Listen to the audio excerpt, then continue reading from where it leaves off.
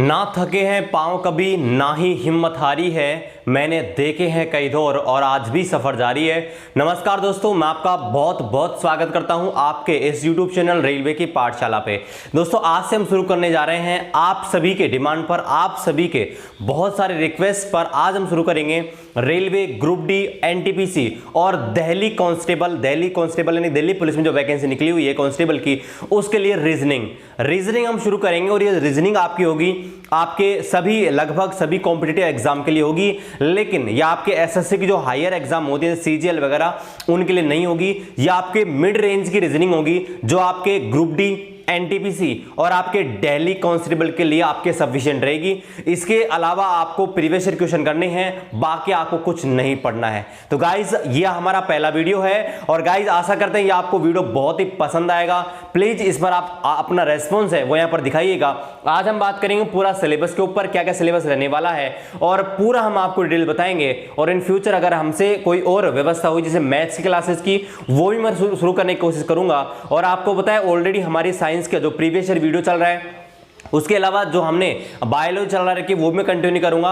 और यहां से आज से हम शुरू करेंगे एनटीपीसी ग्रुप डी और यहां पर दिल्ली पुलिस के लिए जो कांस्टेबल के लिए रीजनिंग है वो यहां पर 0 to टॉप। ठीक है, जो भी क्वेश्चन होंगे सारे टॉपिक्स आपके क्लियर होंगे पूरा यहां पर। गाइज आशा करते हैं ये जो सीरीज है, ये जो हमारा नया हमने शुरुआत की है, आपको बहुत ही पसंद आएगी। इस पर आप अपना प्यार दिखाइएगा और बताइएगा गाइज, ये बहुत ही एफर्ट के बाद एक ब्लैक बोर्ड, एक आपके ब्लैक व्हाइट बोर्ड का अरेंजमेंट करने के बाद यहां पर आप सभी के लिए एक बहुत ही बेहतरीन तरीके से हम यहां पर फ्री में सेवा देना चाहते हैं। और आप सभी का प्यार हमको चाहिए, आप सभी का प्यार और सपोर्ट चाहिए गाइस। इस वीडियो को आप ज्यादा से ज्यादा शेयर कीजिए और अभी तक सब्सक्राइब नहीं किया सब्सक्राइब कीजिएगा। और आज के इस वीडियो को देखने के बाद आप बताना कि हमारे प्रयास है, हमारा एफर्ट आपको कैसा लगे। तो आज के वीडियो में पहले तो हम सिलेबस बात करेंगे और फिर मैं आपको यहां पर बता दूं जो क्लासेस होंगी वहां पर कैसे कैसे होंगी। तो गाइज, ये जो बैच है कंप्लीटली फ्री है और यहां पर क्लासेस आपको हर एक दिन छोड़कर एक दिन बाद आपको रेगुलर क्लासेस मिलेंगे। ठीक है, क्योंकि आपको पता है हमारे बहुत सारे और वीडियो आते हैं तो उनमें मैं बिजी रहता हूं। तो मैं यहां पर आपको कोशिश करूंगा कि एक दिन बाद एक क्लासेस आपको यहां पर देने की पूरी कोशिश करूं। ठीक है, और हमारा जो ये हमारी जो पूरा सिलेबस है अप्रोक्स 2 से 3 महीने में कंप्लीट हो जाएगा। और आपको पता है रेलवे के एग्जाम होने में भी टाइम है, दिल्ली पुलिस होने में भी टाइम है, नवंबर की डेट दे रखी है, एक्सटेंड भी हो सकती है। तो तब तक आपका सिलेबस है पूर्णतः कंप्लीट हो जाएगा, आप टेंशन मत लीजिएगा। तो यहां पर हम बात करते हैं सिलेबस के एक एक पॉइंट को। मैं यहां पर आपको एक एक पॉइंट है उसको यहां पर बेसिक तरीके से समझाता हूं। देखिए क्या क्या आते हैं। ठीक है, ये पूरा सिलेबस मैंने लिख दिया है ग्रुप डी एनटीपीसी का। अब दिल्ली पुलिस का जो सिलेबस है उसमें वैसे तो यहां पर टॉपिक नहीं बता रखे हैं, लेकिन वहां पर यही टॉपिक आने वाले हैं। और मैं आपको जो भी दोस्त रेलवे ग्रुप डी एनटीपीसी की तैयारी कर रहे हैं उनके लिए तो आपको कोई टेंशन लेने की जरूरत है ही नहीं। ठीक है, मैं आपको जो दिल्ली पुलिस वाले हैं उनके लिए बता दूं कि दिल्ली पुलिस का जो पेपर है वो आपके एसएससी एमटीएस के लेवल का होगा। ठीक है, लगभग एमटीएस के लेवल का एग्जाम होने वाला है, मतलब 10th स्टैंडर्ड का पेपर लगभग होने वाला है। तो उसमें आपके यही टॉपिक है लगभग आने वाले हैं। उसके अलावा प्रीवियस ईयर पेपर है वो देख लेना, उससे आपको और भी अंदाजा लग जाएगा। तो चलिए देखते हैं यहां पर एक एक टॉपिक के बारे में। तो जो पहला टॉपिक है जिसका नाम है एनालॉजी, इसको हिंदी में बोलते हैं आपके सादृश्यता या समानता। ठीक है, सिमिलरिटी भी इसका दूसरा नाम होता है, सिमिलरिटी। अब देखिए इसमें जो क्वेश्चंस होते हैं ना, अलग अलग प्रकार के क्वेश्चंस आते हैं। ठीक है, आपकी जो एनालॉजी होती है उसमें बहुत प्रकार के क्वेश्चंस आते हैं। पहला आपके आता है या तो आपका हिंदी और अंग्रेजी शब्दों पर आधारित। ठीक है, हिंदी शब्दों पर आधारित, अंग्रेजी शब्दों पर आधारित आपके। इसके अलावा आता है इसी में ही आपके जो गणित के शब्द हैं उन पर आधारित, फिगर्स पर आधारित आपकी एनालॉजी एक बहुत बड़ा टॉपिक है। ठीक है, और ये आपके 4-5 प्रकार का होता है। ठीक है, एनालॉजी का मतलब होता है समानता, मतलब सिमिलरिटी। ठीक है, तो आपको क्या किया जाता है यहां पर आपको एक वजह से मैं आपको एक क्वेश्चन लिख के बताऊं तो यहां पर जैसे लिख देगा कि 4। ठीक है, मैं यहां पर आपको लिख दूं, यहां पर देखिए जैसे यहां पर 4 और यहां लिख दिया 16 और यहां पर लिख दिया 5 और यहां क्वेश्चन मार्क लगा दिया।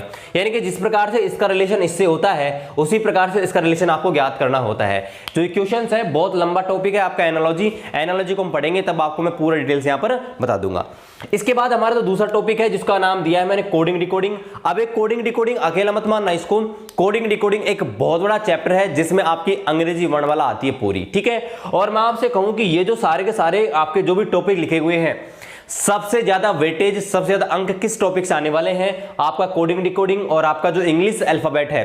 यानी कि अगर मैं ग्रुप डी और एनटीपीसी की बात करूं तो ग्रुप डी में आपकी जो रीजनिंग आने वाली है वो आने वाली है 30 नंबर की। ठीक है, आपकी 30 नंबर की रीजनिंग आपकी आएगी। तो यहां पर देखिए 30 नंबर की रीजनिंग में से, ठीक है, 30 नंबर की आपकी जो रीजनिंग आती है उसमें से आप ये मानकर चलिए कि 30 नंबर की रीजनिंग में से आपकी ये जो कोडिंग डिकोडिंग चैप्टर है इसमें कम से कम 5 से 8 अंक है वो यहाँ पर आपके इजीली आएंगे। मतलब 5 से 8 प्रश्न आपके जो 30 नंबर की रीजनिंग है वो आपका अकेला जो कोडिंग डिकोडिंग चैप्टर है वो यहाँ पर कवर अप करता है। तो ये गाइज इस टॉपिक है, ये बहुत इंपॉर्टेंट है। आप किसी भी कॉम्पिटिटिव एग्जाम की तैयारी करेंगे, आपका जो कोडिंग डिकोडिंग है ये आपके सब पेपरों में आता है, चाहे स्टेट के एग्जाम हो चाहे सेंट्रल की कोई भी जॉब हो, सब में आपका कोडिंग डिकोडिंग है, यहां पर क्वेश्चंस पूछे जाते हैं। चलिए तो यहां पर मैं आपको बता दूं कोडिंग डिकोडिंग वैसे तो बहुत लंबा चैप्टर है। इसमें देखिए इंग्लिश अल्फाबेट भी आती है, इंग्लिश अल्फाबेट का सीक्वेंस भी आता है, इसमें आपके डिक्शनरी पर आधारित प्रश्न आते हैं, इसमें आपके कोडिंग डिकोडिंग 4-5 प्रकार की होती है, नंबर कोडिंग, कॉमन कोडिंग,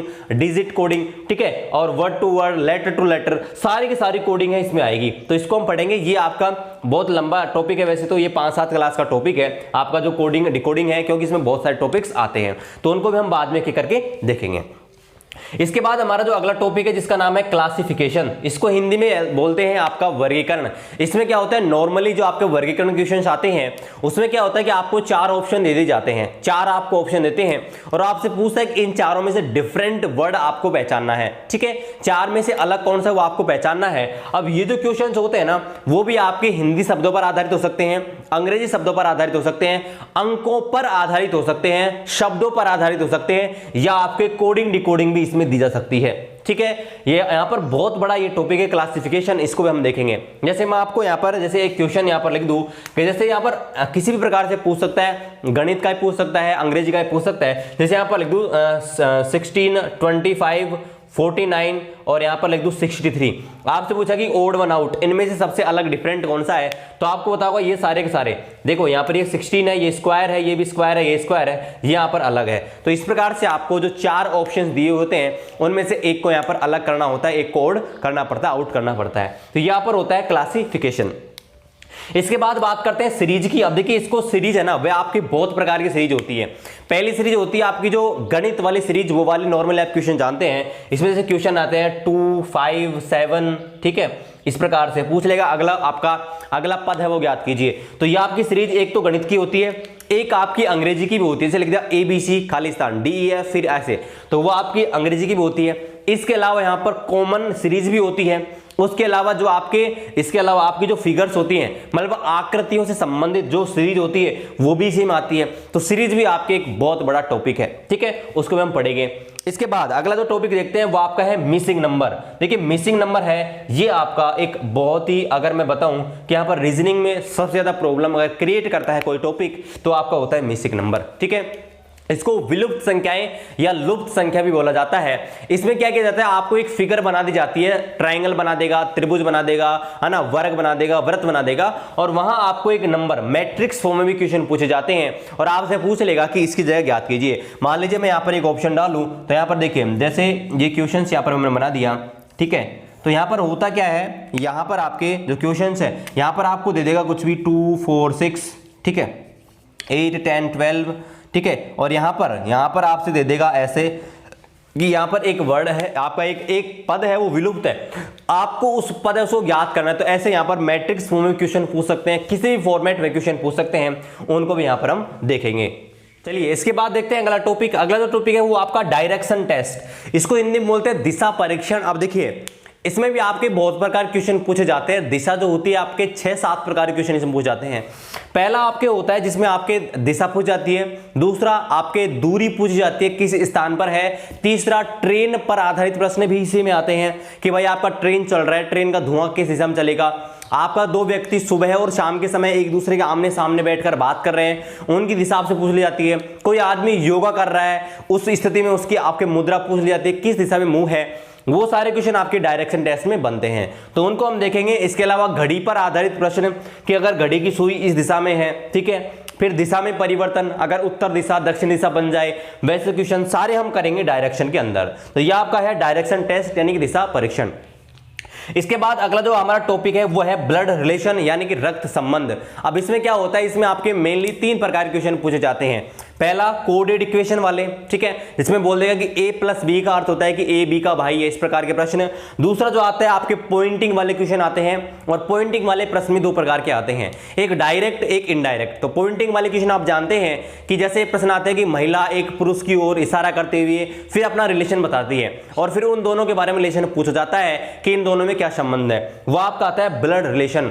और तीसरा ब्लड रिलेशन टाइप का होता है, उसे बोलते हैं पजल फॉर्म, ठीक है, जिसमें आपको बोला जाता है कि ए बी की बहन है, सी डी का भाई है। इस प्रकार के जो प्रश्न आते हैं वो आपके पजल फॉर्म में आते हैं। तो इस प्रकार से ब्लड रिलेशन है वो 3 टाइप का मेनली होता है, उसको हम देखेंगे।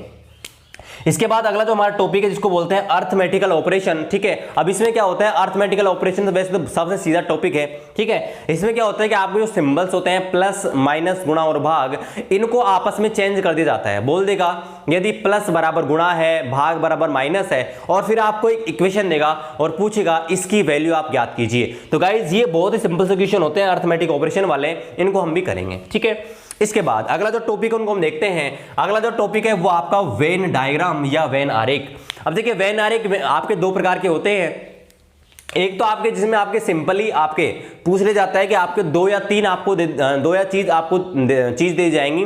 जैसे मान लीजिए आपको दे दिया आम, फल और कुत्ता, ठीक है, इनके बीच वेन डायग्राम बनाइए, ठीक है। तो वेन डायग्राम आप जानते हैं, जैसे आम, ठीक है, आम और फल के बीच तो ये बनेगा और कुत्ता अलग होता है, तो ऐसे वेन डायग्राम क्वेश्चन बनते हैं। इसके अलावा एक दूसरा वेन डायग्राम और होता है जिसमें आपके बोल देगा एक बड़ी सी आकृति बना के, है ना, बोल देगा। जैसे मैं आपको प्रश्न बताऊं एक, तो यहाँ पर जैसे बोल देगा, ये इधर मैं क्वेश्चन डाल देता हूं, जैसे इधर एक ट्राइंगल बना दिया, इधर एक आपका वर्ग बना दिया, इधर वृत्त बना दिया। बोल देगा कि यहाँ पर ट्राइंगल है वो किसी और को दर्शाता है, आपका जो वर्ग है वो इस व्यक्ति को दर्शाता है, त्रिभुज है इसको दर्शाता है, वृत्त है इस चीज को दर्शाएगा, ठीक है। और फिर क्वेश्चन पूछ जाता है कि ऐसे आदमी जो इसमें तो है इसके नहीं है, ठीक है, वो भी हम देखेंगे, ठीक है। ये आपके आते हैं वेन डायग्राम के अंदर, ठीक है।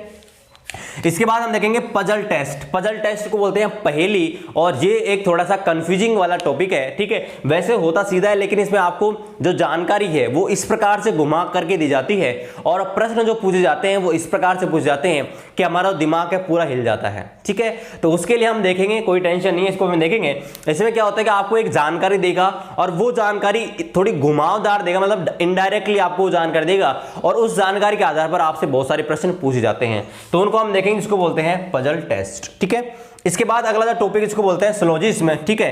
अब ये जो टॉपिक है ये बहुत इंपॉर्टेंट है, और इसे भी आपके कई बार क्वेश्चन जब आते हैं तो कम से कम 4-5 क्वेश्चन इसके बनते ही बनते हैं, ठीक है। इसमें प्रश्न कैसे आते हैं, इसमें प्रश्न आते हैं, आपने सुनो ऐसे देखे होंगे, सभी आम फल हैं, ठीक है, सभी कुत्ते काले हैं, और 2 निष्कर्ष नीचे दे रखे होते हैं, कुछ कुत्ते काले हैं, ठीक है, कुछ आम फल हैं। ऐसे जो प्रश्न आते हैं वो आपके आते हैं सिलोजिज्म में, ठीक है। ऐसे जो प्रश्न आते हैं वो सिलोजिज्म में आते हैं, सम, कुछ, आल, ये सब चीजें वर्ड दी होती हैं, उनको हम बिल्कुल डिटेल से यहाँ पर देखेंगे। उसके बाद अगला जो टॉपिक है वो है आपका कैलेंडर और क्लॉक। वैसे तो जो कैलेंडर और क्लॉक है मैथ्स के टॉपिक है, लेकिन उसको हम रीजनिंग में करेंगे। सिलेबस में कहीं में रीजनिंग में डाल रखे हैं, कहीं आपके मैथ्स में डाल रखे हैं, लेकिन उनको भी हम यही पढ़ेंगे, कैलेंडर एंड क्लॉक, ठीक है गाइस। ये बहुत ही इंपॉर्टेंट टॉपिक है, ठीक है, और एक कैलकुलेटिव चीज होती है। आपका जो कैलेंडर और क्लॉक जो वाला चैप्टर है वो आपका कैलकुलेटिव है, मतलब इसमें आपको कैलकुलेशन करनी पड़ती है थोड़ी सी, ठीक है। वैसे सिंपल सा टॉपिक है, इसको भी हम कंप्लीट करेंगे। इसके बाद अगला जो टॉपिक है जो आपका सीटिंग अरेंजमेंट एंड रैंकिंग, ठीक है। सीटिंग अरेंजमेंट एंड रैंकिंग यानी कि क्रम व्यवस्था, ठीक है। क्रम व्यवस्था हम देखेंगे। अब क्रम व्यवस्था आपके 2-3 प्रकार की होती है। एक तो आपकी सीधी लाइन में, ठीक है, उसको बोलते हैं रैंकिंग, जिसमें आपके मेनली क्वेश्चन पूछे जाते हैं कि या तो आपके पूछ लेगा कि एक व्यक्ति है, उसका आपका बाईं ओर से स्थान दे रखा है, दाईं ओर से स्थान ज्ञात कीजिए। दूसरा प्रश्न पूछ सकता है कि 2 व्यक्ति दे रखे हैं, उनकी अलग अलग पोजीशन दे रखी है, पूछ लेगा पंक्ति में कुल कितने आदमी हैं। तीसरा प्रश्न पूछ सकता है कि 2 व्यक्ति, उनके बीच कितने आदमी बैठे हुए हैं, और इस प्रकार से आपका रैंकिंग होता है। सीटिंग अरेंजमेंट में क्या होता है, आपको बोल देगा कि एक आपके या तो आपको बोल देगा कि आपके सर्किल के चारों तरफ 5 या 6 आदमी बैठे हुए हैं, 8 आदमी बैठे हुए हैं, और आपको इन्फॉर्मेशन देगा कि ए बी के बाईं तरफ बैठा है इस स्थान पर। इसी प्रकार से आपको पूरी जानकारी देगा, और लास्ट में बहुत सारे क्वेश्चंस पूछे जाते हैं, तो आपके आते हैं सीटिंग अरेंजमेंट के अंदर। इसको भी हम देखेंगे। इसके अलावा यहाँ पर पूछेगा आपका जो डाटा सफिशियंसी है, ये वाला चैप्टर, ठीक है, ये भी हमारे आता है। ये सारा सिलेबस है वो ग्रुप डी और एनटीपीसी का है। इसमें क्या होता है डीआई में आपको जानकारी दी जाती है और आपसे प्रश्न पूछे जाते हैं कि आपसे प्रश्न पूछेगा और पूछेगा इस प्रश्न को देने के लिए निम्न में से कौन सा कथन है वो आपका पर्याप्त है। ठीक है, 2 कथन आपको देगा, है ना, और आपसे क्वेश्चन पूछेगा और पूछेगा इस जो प्रश्न है इसका आंसर हम किस कथन की मदद से निकाल सकते हैं, मतलब कौन सा आपका कथन चाहिए, 1 चाहिए, 2 चाहिए, दोनों चाहिए, दोनों में से कोई नहीं चाहिए। ठीक है, वो वाले क्वेश्चन आपके आते हैं डाटा सफिशिएंसी के अंदर। ठीक है, अगला जो क्वेश्चन है वाटर इमेज और मिरर इमेज है, बहुत ही सिंपल सी क्वेश्चन है। वाटर इमेज और मिरर इमेज में आपसे पूछेगा कि किसी वस्तु की आपके जल में और पानी में आकृति कैसी दिखाई देती है। पानी में और जल में वो आपका कोई भी चित्र है, डायग्राम दे रखा है, घड़ी पर आधारित प्रश्न पूछ सकते हैं, वो आपका कैसा दिखाई देगा, तो वो आपके बनते हैं वाटर इमेज और मिरर इमेज वाले प्रश्न। अगला जो क्वेश्चन आपके आता है वो आता है फिगर फॉर्मेशन और डिवीजन। ठीक है, यानी कि आपके फिगर है, फिगर बनाने वाले प्रश्न। ठीक है, इसमें आपको क्या देगा, एक फिगर दे देगा, एक आकृति देगा और उस आकृति में आपको 1/4 हिस्सा को गायब कर देगा। ठीक है, और पूछेगा इस 1/4 हिस्से के इस 1/4 हिस्सा है वहां पर क्या आएगा। ठीक है, जैसे मैं एक क्वेश्चन यहाँ पर डालूं तो मान लीजिए ये आपको एक ऐसी ज्योमेट्री दे देगा। ठीक है, ये ज्योमेट्री मैंने बना दी। ठीक है, और यहां पर ये मैंने ऐसे डायग्राम बना दिया, तो ये आपको खाली दे देगा और पूछेगा इसकी जगह बताइए क्या आएगा और आपको 4 ऑप्शन दे देगा, तो वो आपके कहलाता है फिगर फॉर्मेशन। ठीक है, इसके अलावा फिगर डिवीजन भी होते हैं। फिगर डिवीजन का मतलब होता है आकृतियों को काटना। ठीक है, तो पेपर कटिंग वाला जो टॉपिक है वो इसी के अंदर आता है, पेपर कटिंग डिवीजन ही बोलते हैं इसको। इसमें क्या होता है कि आपको दे देगा एक आकृति है और आपको देगा इस प्रकार से मोड़ा जाता है, फिर ऐसे मोड़ा जाता है और लास्ट में आपके एक आकृति उसके अंदर बना दी जाती है, तो पूछेगा आपकी जो मुख्य आकृति थी उसकी ज्योमेट्री कैसी होगी। ठीक है, वो वाले प्रश्न देखेंगे फिगर फॉर्मेशन में और डिवीजन में। इसके अलावा अगला जो क्वेश्चन है वो आपका है लाइंस एंड फिगर काउंटिंग। अब फिगर काउंटिंग तो आपने देखे होंगे, फिगर काउंटिंग तो सबने पढ़े हुए हैं, फिगर काउंटिंग तो सभी पढ़ा देते हैं, लेकिन क्वेश्चन हमारे लाइन काउंटिंग के भी आते हैं। पूछ लेगा, आपको एक आकृति दे देगा, जैसे ये आकृति पूछ ले, बताओ इसमें कितनी समांतर रेखाएं हैं, कुल कितनी रेखाएं हैं, कुल कितनी क्षैतिज रेखाएं हैं, वो वाले प्रश्न आपके आते हैं, जिसको बोलते हैं लाइंस एंड फिगर काउंटिंग। ठीक है, अगला जो क्वेश्चन आता है वो आपका सबसे बड़ा डाउट है और स्टेटमेंट वाले प्रश्न हैं, सबसे ज्यादा कंफ्यूज करते हैं। स्टेटमेंट वाले क्वेश्चन है बहुत ज्यादा पूछे गए थे 2018 वाली वैकेंसीज में और ये बहुत प्रकार के होते हैं, स्टेटमेंट आर्ग्यूमेंट, स्टेटमेंट कंक्लूजन। ठीक है, बहुत सारे प्रश्न, स्टेटमेंट अजम्पशन, ये बहुत प्रकार के होते हैं, तो सबके सब क्वेश्चनों को हम देखेंगे। और लास्ट हमारा जो टॉपिक है जिसको बोलते हैं जमलिंग में क्या होता है, आपको 4-5 वर्ड दे देगा और उनसे पूछेगा उनको लॉजिकल वे में दर्शाइए, मतलब कि पहले कौन सा काम होता है, दूसरा कौन सा काम होता है, उस हिसाब से आपको सीक्वेंस में दर्शाना है। तो गाइज ये था हमारा सिलेबस और गाइज बहुत जल्दी हम क्लास शुरू करेंगे, कल से या परसों से आपको जो पहली क्लासेस है वो यहाँ पर मिल जाएगी। तो गाइज आप बताना आपका वीडियो आज का कैसा लगा और कॉमेंट करके बता देना कि ये जो प्रयास है इसको आप गाइज आपके लिए आप ही के रिक्वेस्टर ये सब मैं शुरू कर रहा हूँ और गाइज आपका सपोर्ट हमको चाहिए इस वीडियोस के लिए, हमारी पूरी सीरीज के लिए। तो गाइस वीडियो को कर दीजिए लाइक, चैनल को सब्सक्राइब कर दीजिए और कमेंट करके बता दीजिए वीडियो आपको कैसा लगा और आप इस सीरीज के लिए कितने एक्साइटेड हैं वो भी हमें बता सकते हैं और वीडियो को अपने दोस्तों के साथ शेयर कर दीजिए। चलिए बहुत जल्दी हमारी क्लासेस आएंगी, तब तक हम मिलते हैं आपसे अगली वीडियो में, तब तक जय हिंद जय भारत।